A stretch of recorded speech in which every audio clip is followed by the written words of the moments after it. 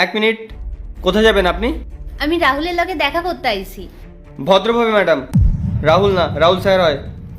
আর আপনার কি দরকার আছে ওনার সাথে? ওই চাবি নিতে আইছি, মার্কেট যাইতে হইব না তাই। কি? গাড়ির চাবি? আপনার মনে হয় উনি আপনাকে গাড়ির চাবি দিয়ে দেবে? কেন দিবে না? ও আমার স্বামী হয়, আর একজন স্বামী কি তার বউরে গাড়ির চাবি দিতে বারণ করতে পারে নাকি? আপনি কি পাগল হয়ে গেছেন নাকি? একজন কোটিপতি যে এই কোম্পানির মালিক, সে আপনার হাজবেন্ড। বোকা না, অন্য কাউকে বানাবেন। দেখেন দাদা, আমি আপনারে কোনো বোকা বানাইতাছি না। আমি যা কইছি একদম সত্যি কথা কইছি। আপনি না হয় এক কাজ করেন, হয় আমারে ভেতরে যাইতে দেন, না হলে রাহুল এখানে ডাকেন। আমার কাছে ফোন নাই, নইলে আমি ফোন কইরা ডাকতাম। এই শোন, অনেকক্ষণ ধরে না তোর নাটক দেখছি, তুই আগে গেট থেকে সরে দাঁড়া। আপনি আমারে তুই তো করি করতেছেন কেন? ভদ্রভাবে কথা কন, না হলে এমন না হয় যেন আপনার চাকরিটাই আর থাকলো না। আচ্ছা, তুই আমাকে চাকরি থেকে বার করবি? এক মিনিট দাঁড়া। ম্যাডাম, একটু এদিকে আসুন তো। স্যার, আমি আপনাকে একটু পরে কল করছি।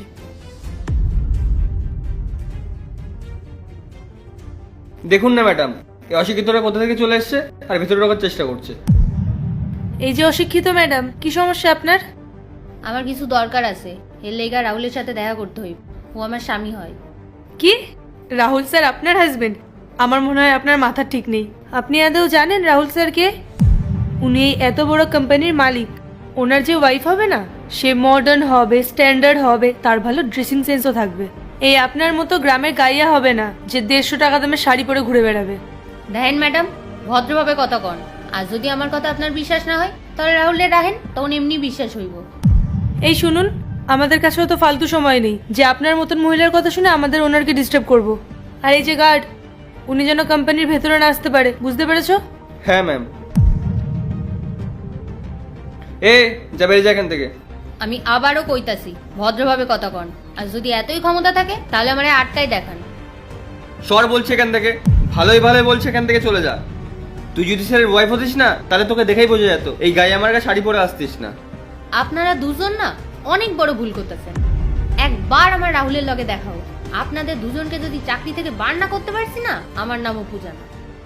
আরে কি সমস্যা এই মহিলার? তখন থেকে চিল্লেই যাচ্ছে। আমি নিজে এবার স্যারের কাছে যাচ্ছি, জেনে আসি উনি এনাকে চেনেন কিনা, তারপর স্যারই এনাকে ঘাড় ধাক্কা দিয়ে বের করবে। হ্যাঁ হ্যাঁ, যান যান, জিজ্ঞেস করে আসেন। আমি এখানেই দাঁড়াই আছি।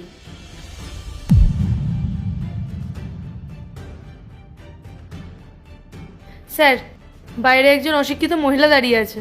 উনি অনেকক্ষণ ধরে ফালতু বকে যাচ্ছেন। কত অপমান করলাম ওনাকে, তাও উনি এখান থেকে যাচ্ছেন না, আর বারবার শুধু বলছে উনি নাকি আপনার ওয়াইফ। দেখুন স্যার, আপনি যদি ওনাকে পার্ট 2 দেখতে সাবস্ক্রাইব করো ভেলকু 78M।